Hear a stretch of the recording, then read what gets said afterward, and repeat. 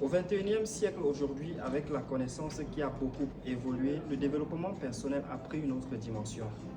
Et dans cette dimension, on n'autorise plus l'humain à être naturel, à être normal, à pouvoir accepter ses faiblesses.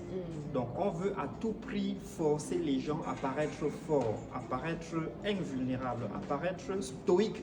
Et en réalité, c'est ça. Ça vient s'opposer à la philosophie stoïcienne qui voudrait que, en toutes circonstances et dans toutes les conditions, vous devez montrer toujours un visage luisant et souriant. Mais est-ce que ça fait de vous un moins humain si vous pleurez? Non. Est-ce que ça fait de vous un moins humain si vous dites que vous avez mal? Non, non, non, non. Le docteur Claudel.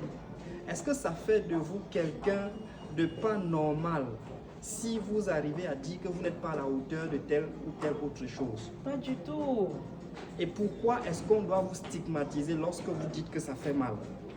Pourquoi est-ce qu'on doit vous stigmatiser lorsque vous pleurez? Est-ce que vous savez que pleurer, c'est la manifestation même de que vous êtes un être vivant?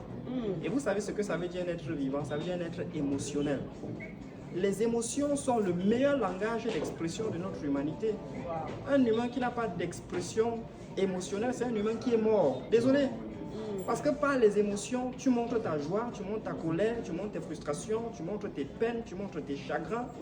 Et c'est dans ces chagrins, dans leur expression, que tu peux puiser la plus grande leçon possible. Si tu n'as jamais pleuré, je suis désolé, tu ne peux pas être fort. Waouh. Si tu n'as jamais pleuré, je suis désolée, tu ne peux pas être fort. Waouh. Parce qu'il faut beaucoup de courage pour pouvoir pleurer en public. D'accord.